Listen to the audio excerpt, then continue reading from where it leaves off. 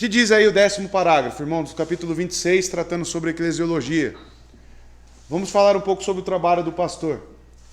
O trabalho dos pastores é atender constantemente ao serviço de Cristo em suas igrejas, no ministério da palavra e oração, com a assistência às suas almas, como quem deve prestar contas a ele. Cabe às igrejas, a quem eles ministram, não somente conceder-lhes o devido respeito, mas também comunicá-los em todas as suas boas coisas, de acordo com sua capacidade, de modo que eles possam ter um suprimento confortável, sem serem enredados em assuntos seculares, e também sejam capazes de exercer hospitalidade para com os outros. E isto é exigido pela lei da natureza, e por ordem expressa do nosso Senhor Jesus Cristo, ou seja, está na palavra, que para isso ordenou que os que pregam o Evangelho vivam do Evangelho.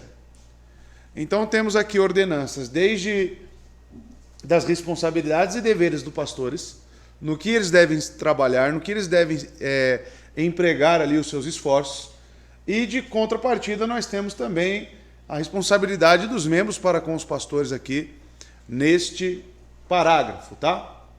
Então vamos explorar isso de uma maneira um pouco mais ampla, vamos visitar os textos bíblicos que falam sobre os deveres dos pastores e também essa responsabilidade da igreja para com eles, tá bom? Pode passar?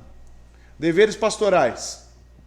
Os pastores que são presbíteros devem ser tomados com o serviço de Cristo em suas igrejas. Atos 6, nós temos lá a distribuição das tarefas para os diáconos, justamente para que os pastores ali, presbíteros, tivessem um tempo destinado a uma tarefa específica que está lá como pregação da palavra, ensino, e automaticamente a oração. Seu trabalho consiste no ministério da palavra e da oração. Vemos também, vou mostrar os textos para os irmãos no próximo slide.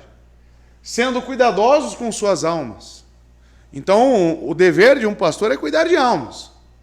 E ele deve fazer isso. Como? Manuseando bem a palavra, conhecendo as Escrituras, aconselhando nelas, como eles que devem prestar contas a ele, de como eles governam sua igreja, governaram sua igreja, e o serviram.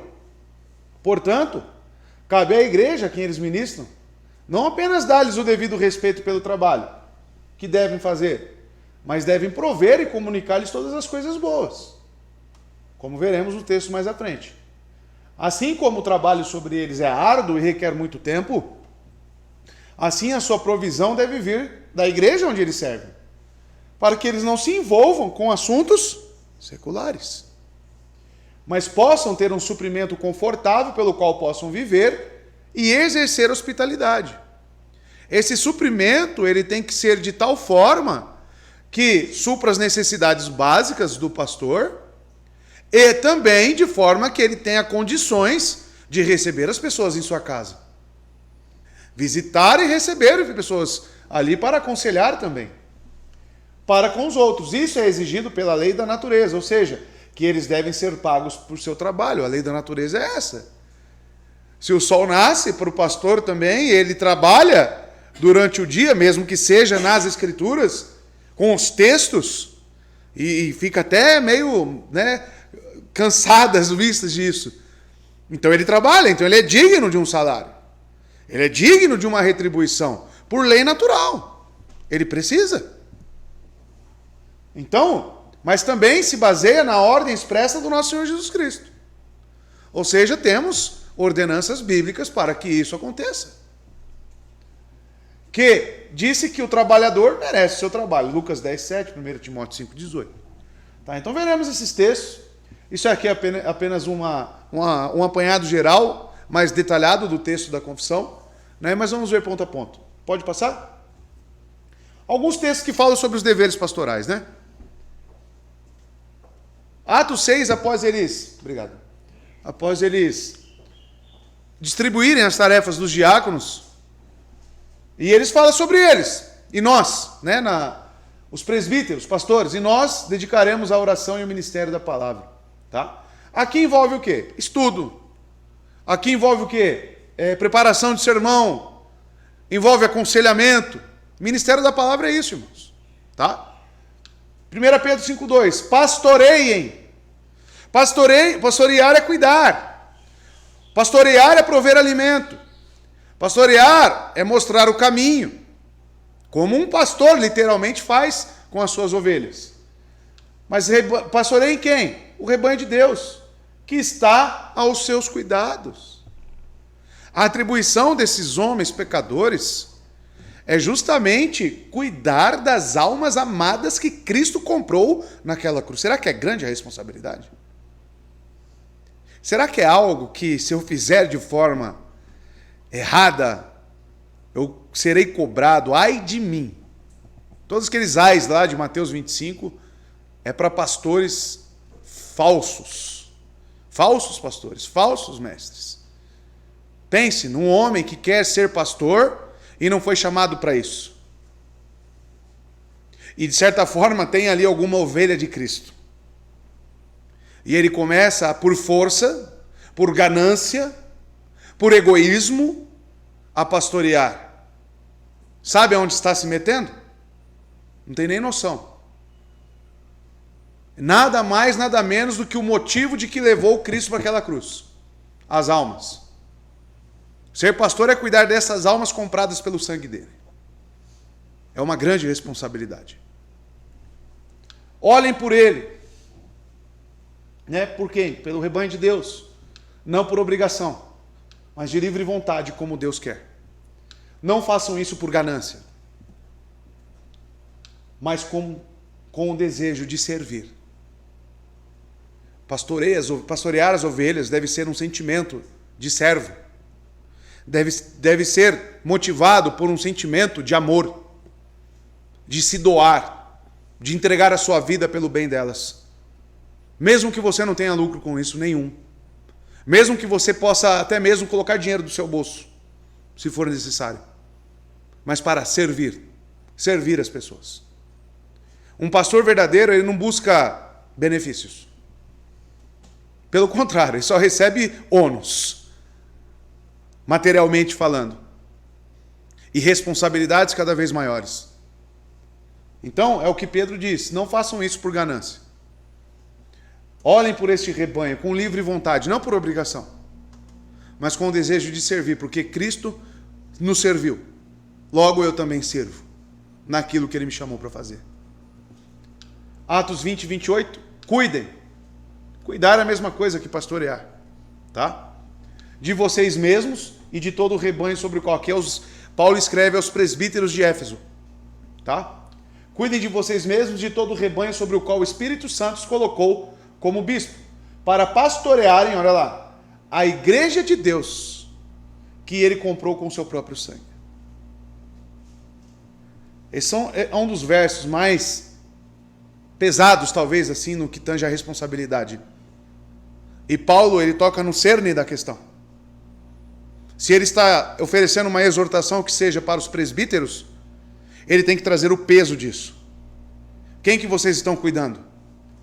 Da igreja de Deus que ele comprou com o seu próprio sangue. Nada mais, nada menos do que isso.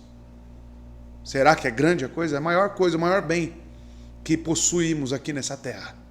É a igreja de Deus.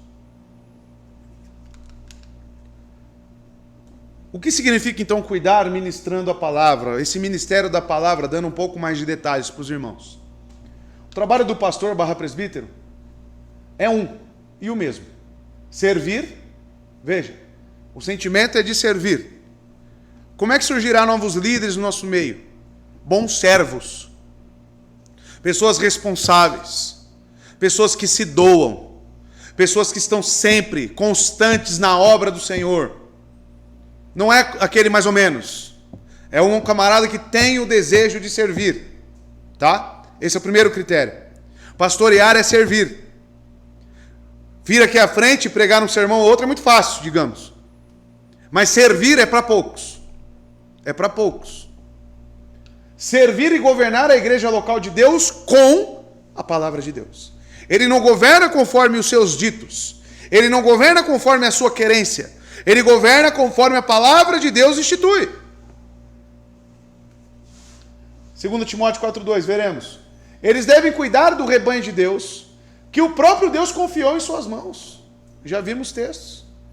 Eles devem ser, então, diligentes em ajudar aqueles que são confiados aos seus cuidados. Servindo-os, olha de novo a palavra, e pregando-lhes fielmente a palavra de Deus com fidelidade. Sinceramente, irmãos, não entra na minha cabeça pastores que uma ovelha precisa falar com ele e falar, ó, só tenho agenda em julho. Não cabe, não entra na minha cabeça um negócio desse. É inconcebível. O pastor está lá e não tem acesso ao pastor da igreja, ele então não está conseguindo servir. Ele não está conseguindo exercer aquilo que a Bíblia institui para o pastoreio. Quantos pastores estão em mega igrejas aí só vivem de pregação?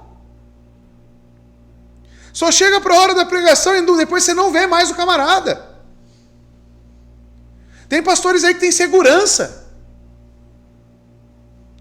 Segurança para quê? Celebridade agora é o quê? Então está se perdendo este contato, servir o contato humano. Lembra que eu preguei aos irmãos, o pastor tem que ter cheiro de ovelha. Tem que estar ali junto, tem que se sujar, tem que estar junto. Isso é servir. O pastor tem que servir. Ajudar quem precisa. Parar o que está fazendo, se for necessário, ir lá na casa do camarada fazer a visita. Está sempre pronto. E que ele vai servir como? Pregando a palavra para eles, aconselhando na palavra, direcionando na palavra. Eles devem vigiar pelas almas de seus membros. E vigiar vem um certo ar de oração. Como que eu posso ser vigilante sem a oração? Vigiar por almas, cuidar de almas é orar por elas. Então ele tem que ter tempo para isso também. Ele tem que se dedicar a isso. Os anciãos servem aos irmãos cristãos e os apontam para o caminho certo e estreito. O verdadeiro pastor sempre vai indicar o caminho estreito, irmãos. Ele não vai indicar o caminho amplo para você, o mais fácil para você. Se ele é fiel às Escrituras, ele vai falar realmente qual é o caminho. E geralmente esse caminho ele é bem apertado. Exige de você arrependimento. Exige uma exortação séria com base na palavra. Agora, se for para pastorear apresentando um caminho largo, eu não preciso nem ser pastor, é só eu ser um coach. É só eu ser uma pessoa que fala, viva assim, faça do outro. Que nem o nosso irmão falou para o pastor, chegou para um pastor na outra igreja, estou tendo problemas com masturbação, imoralidade sexual. Aí o pastor virou para ele e falou, não, é normal, você está na flor da idade. Isso é por causa dos seus hormônios. Isso é aconselhar indicando o caminho estreito? Onde ele deveria falar, a imoralidade habita no seu coração, meu querido. Você precisa se arrepender disso. Você sabe o que é imoralidade na Bíblia? Vamos ver os textos. Aí apresenta os textos. Os imorais não herdarão o reino dos céus. Estreito. O caminho bíblico é estreito, irmãos. Não é amplo. Toma uma revistinha aqui de jovens e vai embora. Não é assim. Isso não é pastoreio. Se eu estou numa igreja dessa e acontece comigo, eu vou embora na mesma hora. Porque eu sei que ali não tem pastoreio. O pastor é aquele que aponta a ferida. Ele trata a ovelha, se a ovelha está machucada, se a ovelha está com uma ferida purulenta, ele vai precisar mexer nessa ferida purulenta, espremer se for necessário, arrancar o pus, aplicar remédio, pôr a bandagem, fazer a atadura. Não é aplicar lá, dar um Doril, né? Toma um remedinho, porque esses remédios só faz um efeito anestésico, daqui a pouco a dor volta tudo de novo. Tem pastor que serve para isso. Só como band-aid. Põe lá uma band-aid, mas a ferida está lá. Não tratou. Pastor trata. Trata com a palavra. Falando a verdade. E às vezes dói a verdade, né, irmãos? Às vezes dói. Às vezes não, quase sempre. Ele tem uma responsabilidade diante de Deus por essa tarefa. E diga-se então, amados, também, que um pastor que age dessa maneira, qual eu ilustrei aqui para os irmãos, ele talvez não entendeu o peso e a responsabilidade que é cuidar do rebanho de Deus. Não entendeu. O Espírito Santo diz que os presbíteros e pastores prestarão contas de suas obras a Deus. E ai dos pastores negligentes. Nós temos textos nos profetas, Ezequiel, Isaías, que fala sobre esses pastores. O próprio Cristo nos evangelhos. Todos prestarão contas a Deus, mas os anciãos especialmente, a respeito de como cuidar do rebanho de Deus. Devemos compreender a responsabilidade que Deus lhe atribui por esta nobre tarefa e, portanto, não ser uma causa de problemas para eles, mas deixá-los fazer o seu trabalho com toda a alegria e paz. Quando falo anciãos, eu estou falando a mesma classe de presbíteros e pastores. Tá? Então, sabendo disso, e eu como membro numa igreja, sabendo sobre a responsabilidade de um pastor verdadeiro, um fiel. Se você tem um pastor bíblico, meu irmão, cuide bem dele. Como? Ajudando ele. Não sendo um peso no ministério dele. Tá? Se sujeitando realmente. Se ele tem pregado a palavra para você, se ele tem te aconselhado na palavra, que você se sujeite a isso. Se não é das ideias dele, se é da Bíblia realmente, por que você não vai se sujeitar? Então saiba que ele tem uma grande responsabilidade perante Deus. Então ajude ele. Tenha misericórdia da vida dele. Estenda a mão. E ele é pecador, como eu falei de manhã. Noé pecou, irmãos. Quem dirá os pastores miseráveis como eu? Então ajude ele. Ore por ele. Orar pelos pastores é o mandamento bíblico? Sim, você tem orado. Então, amados, nós temos que não só estar prontos a exigir do pastor, porque o próprio Cristo já exige dele. E se ele é bíblico, ele já sabe sobre aquilo que está imposto sobre as costas dele.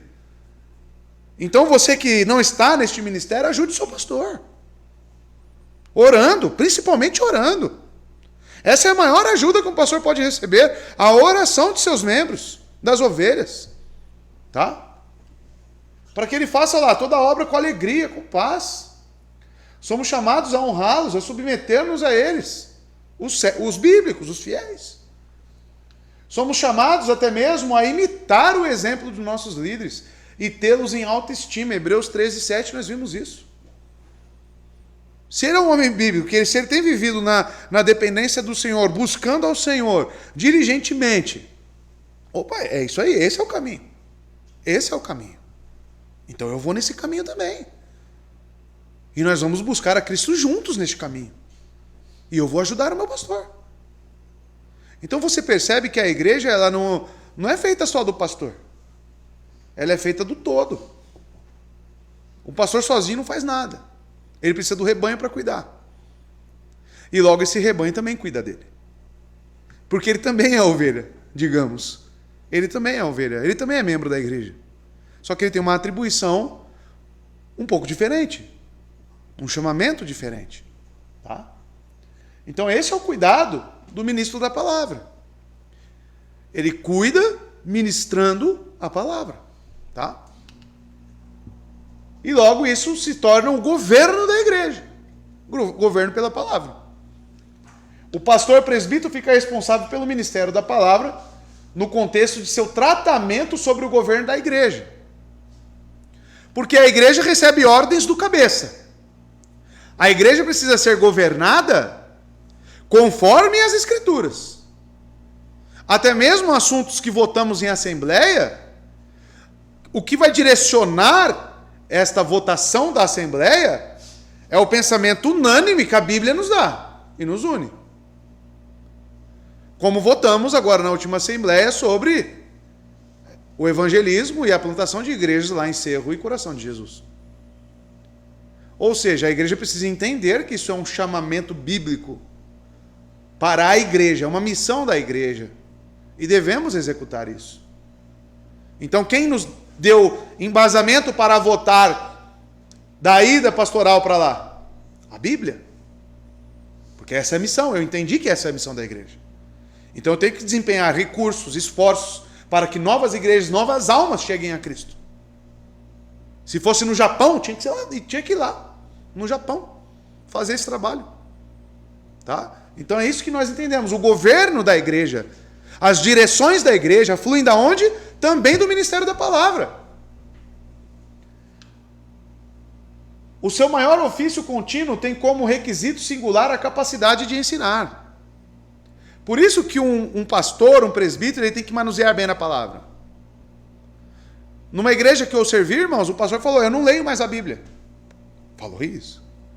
Por quê, pastor? Eu já li, já. Amados, está pastoreando quem com o quê? Se ele não lê mais a Bíblia. George Miller, né, aquele que teve um orfanato, não sei quantos conhecem ele, já ouviram? No final de sua vida, uma repórter perguntou, eu não lembro certo a pergunta, mas o que você se arrependeu nessa vida, né? O que você faria de uma maneira talvez diferente? Ele já tinha lido a Bíblia acho que mais de 200 vezes. Ele falou, eu leria mais a Bíblia, eu oraria mais. Conhecia muito pouco de Cristo, né, Vitor? Aí um pastor que vira e fala, não leio mais a Bíblia. É como se ele dissesse, não, já conheço Cristo. Me assusta um homem que está guiando uma igreja dessa forma. E me assusta ainda mais as pessoas que se submetem a um pastoreio desse tipo. É incrível. Os primeiros diáconos foram ordenados para serem servos dos servos da palavra. Os diáconos eram servos, ou seja, ajudavam, auxiliavam os servos da palavra, aqueles que ministravam a palavra. Para que essa função central não fosse negligenciada mesmo para um propósito tão nobre como alimentar as viúvas. A sua função central da igreja é a proclamação da palavra. A igreja está aqui para quê? A igreja detém o quê? A igreja é detentora da palavra. É a igreja que é incumbida de ensinar, de pregar, de levar o reino de Deus para as pessoas através do evangelho. Então, nossos esforços têm que estar centralizados nisto. Assim, o ministério da palavra é a pedra angular do seu governo. Logo, vou precisar de ministros, pessoas habilitadas, para que manuseiem bem isso. É mais ou menos, só ilustrando aqui bem a grosso modo, de uma maneira natural. Já pensou um juiz do STF, que é o órgão máximo da justiça do nosso país, que não conhece a Constituição? Já pensou? Tem que estar lá? Um advogado também, vamos descer um pouco o nível, um advogado que não conhece a Constituição, vai fazer o quê? O Código Civil, por exemplo. Como é que eu vou advogar se eu não conheço as leis do meu país?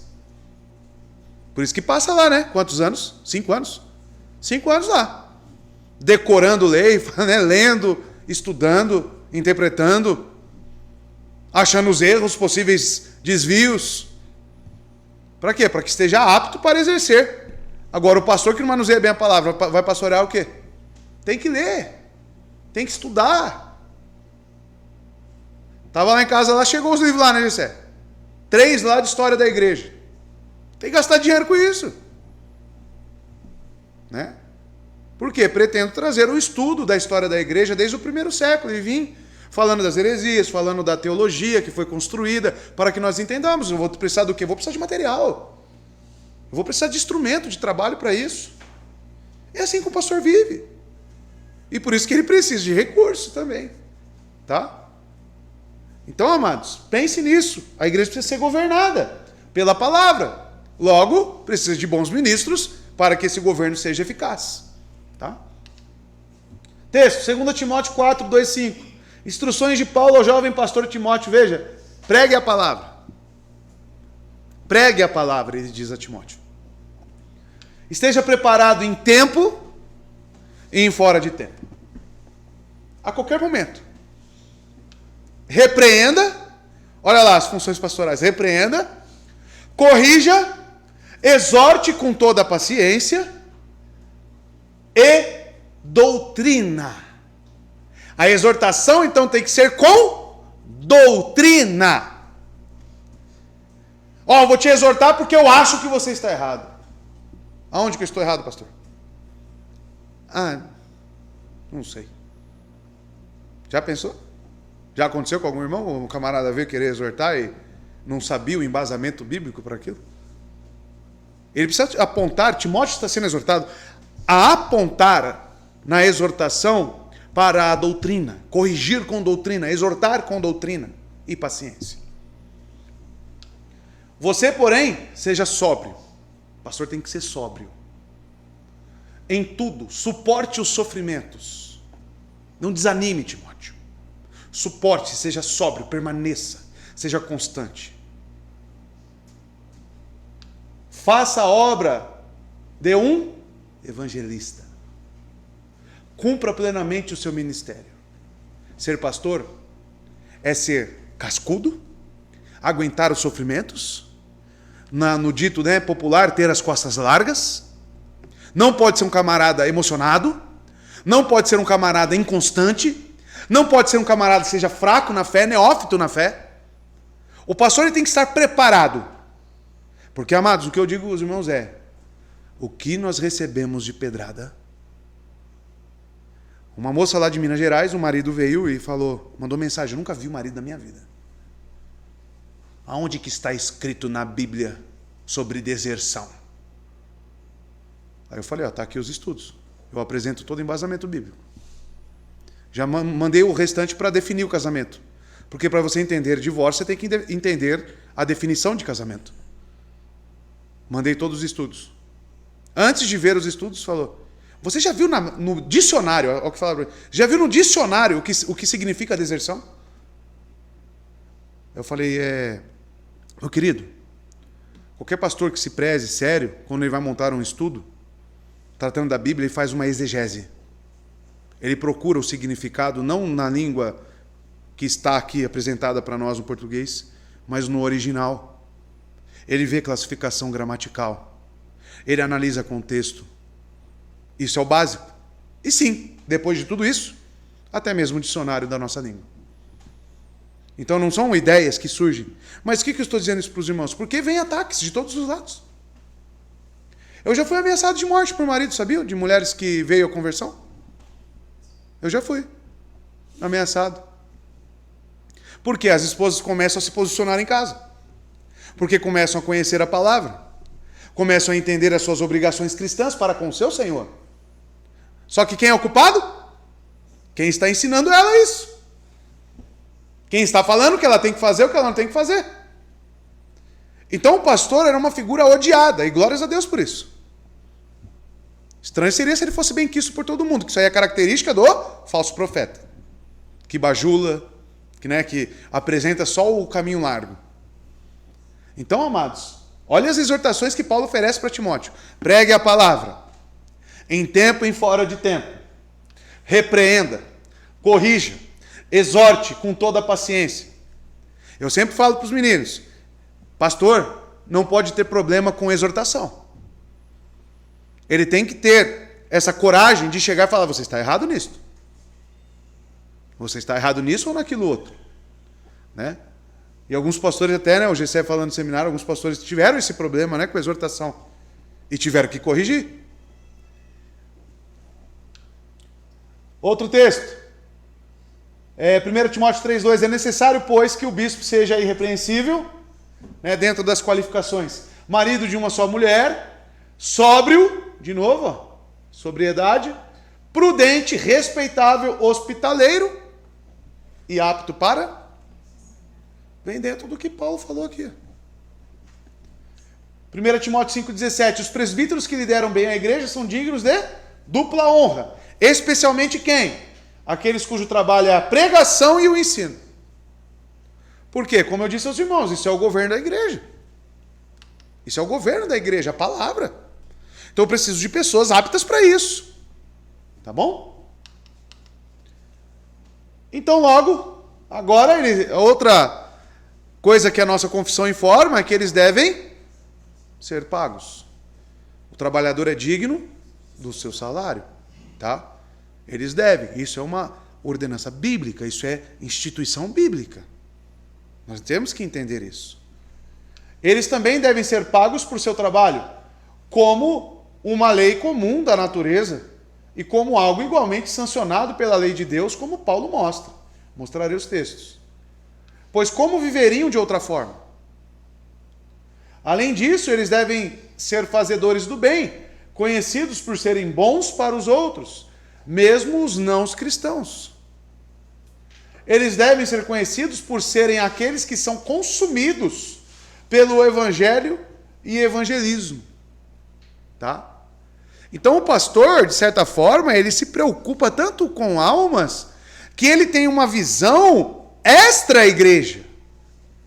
Ele tem uma preocupação com almas fora da igreja. E ele vai direcionar os trabalhos da igreja que tem essa essência missionária, digamos, porque o próprio ministro que governa pela palavra, ele tem essa essência missionária.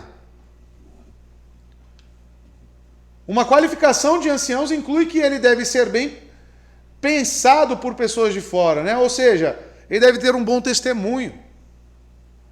Isso não significa que todos os incrédulos devam gostar dele, não é isso. Mas sim, em geral, ele deve ser considerado, mesmo pelos incrédulos, como um bom civil. Seu primeiro dever é para com o rebanho de Deus confiado a ele. Mas ele também deve ir para o exterior e trazer outros para dentro, o evangelismo. Por exemplo, futebol de segunda-feira, o Israel frequenta lá, alguns irmãos já frequentaram, o Maurício. Tem pessoas que me conhecem desde a minha infância. E me conhecem mesmo depois do que eu me converti. Já pensou se chegasse para o Israel e falando: esse seu pastor é um picareta, hein? Está me devendo há mais de não sei quanto tempo. Já pensou? Esse seu pastor aí, vixe, é mentiroso. Já pensou? Então, assim, até mesmo pelos de fora, as pessoas têm que te olhar para um pastor, para um crente que seja. E ele tem que ter um bom testemunho para os de fora. Ele deve. Tá? Então, amados, eles devem ser qualificados, preparados, biblicamente falando, para este ministério que irá exigir deles. E por que isso? Porque, amados, se ele deve ser irrepreensível, cadê? Aqui? Certamente que ele tem que ter um bom testemunho para os que estão de fora. Justamente por essa ilustração que eu acabei de dar. Tá? Olha lá, textos. 1 Timóteo 5, 17 e 18. Os presbíteros que lideram bem a igreja são dignos de dupla honra, especialmente aqueles cujo trabalho é a pregação e o ensino. Pois a Escritura diz: não amordace o boi enquanto está debulhando o cereal, e o trabalhador merece seu salário. Tá bom? 1 Coríntios 9,14. Da mesma forma, o Senhor ordenou àqueles que pregam o Evangelho que vivam do Evangelho. Tá? Gálatas 6, versos 6 e 7. O que está sendo instruído na palavra, membros, partilhe todas as coisas boas com quem o instrui. Veremos o que significa esse partilhar todas as coisas boas. Não se deixe enganar, de Deus não se zomba, pois o que o homem semear, isso também colherá. Então existe, das ovelhas para com o pastor, dos membros para com o pastor, esse senso de cuidado para com ele, inclusive material. Tá? Por isso que os devem ser pagos, esses pastores. Tá? E a nossa confissão está dizendo isso. Vocês viram no texto de Timóteo que eles são dignos de dupla honra, né? O que significa isso, dupla honra? 1 Timóteo 5, do verso 17 ao 18, descreve o apoio material como honra. O que é a duplicada honra? Aqui honra significa apoio financeiro. Honra no Novo Testamento designa frequentemente algo de valor material. Podemos ver Mateus 27, 6 a 9, Atos 4, tem os textos aqui para os irmãos depois consultarem. A honra é utilizada como sinônimo de apoio material. No contexto imediato de 1 Timóteo 5, né, o texto que eu mostrei aos irmãos, então o que é a duplicada honra? Duas pistas desvendam o significado dessa frase em comum. A primeira é o uso do termo honra no versículo 3. Observe a ligação com o versículo 17. Vamos abrir aí para ver? 1 Timóteo 5.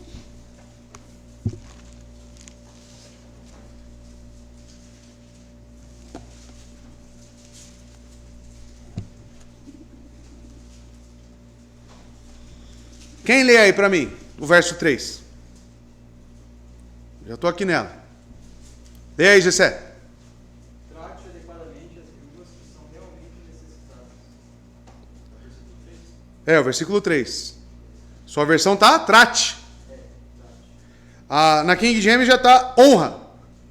Honra as viúvas. Tem mais alguém aí que tá honra? Do Fábio, do Maurício, tem um pessoal ali. Honra as viúvas que verdadeiramente são viúvas. Né? Que honra é essa? Cuidar delas financeiramente. Era a responsabilidade da igreja. Opa, então o contexto geral aqui do capítulo 5 já me dá uma pista. Sobre que tipo de honra que ele está querendo dizer. Olha como o contexto é tudo na vida do cristão, né? Contexto é tudo na interpretação. Então veja. Observe a ligação com o versículo 17. As viúvas devem ser honradas. Como? Financeiramente. Tá? Lá em Marcos capítulo 12, os fariseus estavam negligenciando cuidado com quem? Com as viúvas. Extorquindo elas. Os pastores devem ser duplamente honrados. Faltou um N aqui. Como? Financeiramente. A segunda pista é o uso do termo duplicada no Novo Testamento. Tem alguns textos aqui onde aparece ele. O termo duplicada ou sua variação é usado figurativamente para indicar amplitude ou grande extensão. A duplicada honra, então, consiste em amplo apoio material ou financeiro. Tá? Quem deve ser duplicadamente honrado? A resposta é claramente os presbíteros que governam bem, mas especialmente aqueles que trabalham arduamente na palavra e na doutrina. O ministério público da palavra devem ser apoiados. Tá? Então a ideia é de que os presbíteros sejam apoiados. Principalmente aqueles que são destinados, se empenham a este ensino e ao estudo das Escrituras. Por exemplo, nós podemos ter 2 pastores na igreja. Um ser totalmente dedicado ao ensino, e este é aquele pastor que visita, este é aquele pastor que está pronto para qualquer coisa. Qualquer necessidade que tenha bíblica na igreja. E aquele pastor que pregue em auxílio. Ajude também o pastor. E não é por ele ser um auxiliar, significa que não tem os mesmos méritos, que eu digo bíblicos, né? A honra, o cuidado devido para com ele. Mas digamos que ele é um pastor que tem o seu trabalho e que serve a igreja nessa área, né? Pregando esporadicamente, ajudando o pastor, aconselhando também. Mas tem um pastor que se dedica exclusivamente para isso. Tá? Então, esses devem ser pagos. Né? A linha de raciocínio, lógico, o ideal é que todos sejam pagos. E que todos realmente vivam disso. Vivam do evangelho. Mas tudo, né, como foi falado na aula anterior, deve ser visto à luz do que a igreja realmente tem condições. A realidade da igreja. Tá? Até aqui tranquilo? E aí em Gálatas 6 vem o termo lá, repartir tudo que é bom, né? Tudo que vocês têm de bom. Descreve o apoio material como repartir. 2 perguntas devem ser feitas sobre esse texto. O que é que deve ser repartido? Vou pegar o meu armário lá, vou dar metade das minhas roupas para o pastor? Aí às vezes nem cabe, né? Tem que ver se cabe primeiro. Todas as coisas boas do verso 10 claramente consistem em bênçãos materiais. A ênfase em todas as coisas boas designa uma generosidade de coração. Com quem todas essas coisas boas devem ser repartidas? Devem ser repartidas com aqueles que ensinam a palavra. As consequências do dever declarado em Gálatas 6,6 devem ser enfatizadas. Veja então como que a Bíblia direciona esses assuntos. E às vezes hoje nós temos um espírito tão consumista dentro da igreja que as pessoas só querem sugar o pastor. E se o sermão é mais ou menos, opa! Mas em contrapartida, não estão cumprindo com aquilo que a Bíblia está ordenando. Mas o sermão no domingo tem que estar pronto, né, irmão? O sermão na quarta-feira tem que estar pronto, né, irmão? As 2 EBDs no domingo tem que estar pronto, né, irmão? E você? Tem se preocupado com o seu pastor? À luz do que a Escritura está falando? Então veja que não é só um pensamento de sugar do pastor, vamos dizer, de só querer dele. Não, existe também a outra parte. Existe, tá? Um sentimento, e tudo que envolve isso é um sentimento de gratidão, não para com o pastor, para com Deus. Eu sou grato a Deus porque eu posso frequentar uma igreja que me ensina o Evangelho, que me ensina as verdades bíblicas, que tem me edificado. Eu tenho crescido espiritualmente nesta igreja, pela instrumentalidade daquele pastor a qual Deus me deu.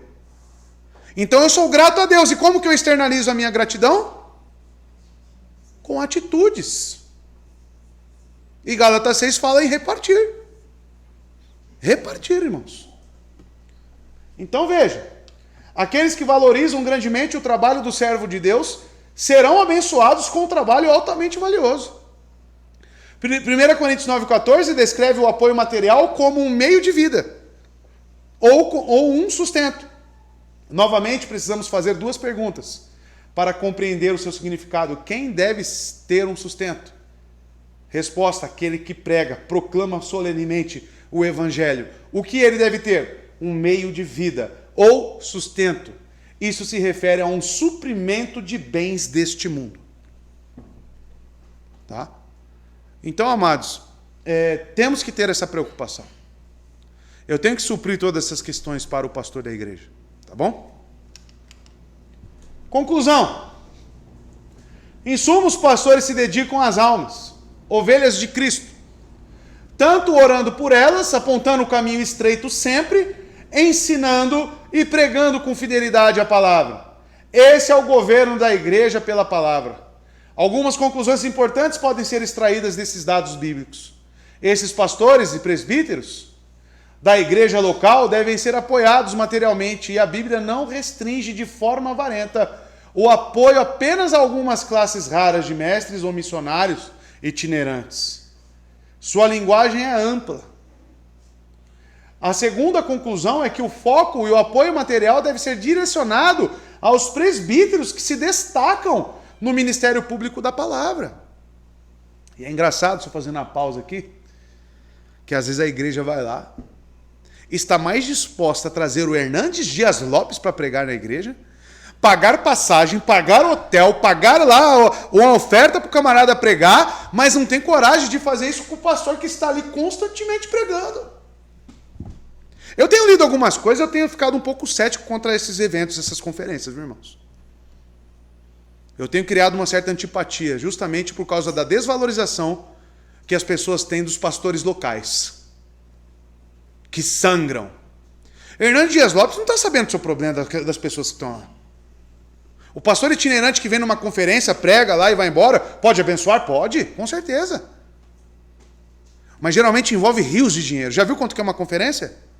O preço que é? Aí a pessoa tem a disposição de pagar aquele preço na conferência, mas nunca abençoou o pastor da igreja. O local, e não falando eu não, irmãos. Todos esses que estão espalhados aí, bíblicos, por aí. Então existe essa incoerência. Incoerência.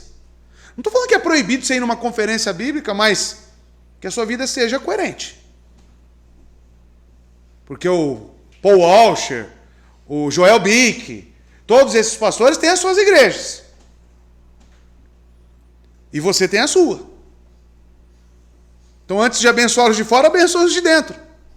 Os domésticos da fé. Tá? Que está ali constantemente, ali, ó, entregando a sua vida no serviço ao Senhor para o seu benefício. Isso, mais uma vez, sublinha a preeminência da palavra na igreja. A terceira conclusão é que a extensão do apoio material dado a esses pastores pela igreja deve ser generosa e ampla. Deve ser um meio de vida. Todas as coisas boas, a duplicada honra, tá? Conforme os textos passados. A linguagem da confissão é admirável. E repito para encerrar, as igrejas devem, aí texto da confissão, repartir com eles de todas as suas boas coisas, de acordo com a sua capacidade, de modo que eles possam ter um suprimento confortável e não serem enredados em assuntos seculares, e também sejam capazes de exercer hospitalidade para com os outros. O pastor vai receber as pessoas, os membros na própria casa, e mal e mal está tendo lá o que comer. Tá certo isso? Estou falando que é o meu caso não, tá, irmãos? Mas pode acontecer. Principalmente numa igreja em plantação. Passou comendo ovo e você comendo picanha. Tá certo isso? E ele que está trazendo o alimento para você? Eu sei que essas falas aqui, no contexto atual de pastores que nós temos nesse país, pode soar de um tanto quanto estranho. Mas eu não estou falando de corrupção e de troca de favores. Eu estou falando de honra. Eu estou falando de gratidão a Deus. Eu estou falando de reconhecer o trabalho do Ministério da Palavra desempenhado na minha igreja por aquele homem, aquele servo de Deus. É isso. Não estou falando para você chegar e dar uma Ferrari para o seu pastor. Eu nem vou querer. Só de gasolina, como é que... Quando vir IPVA, o que faz? Né? Aí tem que vender tudo que os irmãos doaram, roupa, tudo, né? Para poder pagar o IPVA. Nem quero. Mas eu estou falando para os irmãos terem compaixão, misericórdia e ajudar. Eu não, né? A palavra. Tá bom? E é sobre isso que falou aí o parágrafo 10 da nossa confissão. Certo? Semana que vem, nós veremos aí o parágrafo 11, que fala sobre mais a pregação da palavra, mas que outros membros podem também servir nessa área. Tá bom? Não sendo essencialmente um pastor. Provavelmente semana que vem eu pego o parágrafo 11 e 12, numa batida só. Tá? E estamos já acabando esse capítulo 26 aí que está estendendo bastante. Eclesiologia. Certo, irmãos?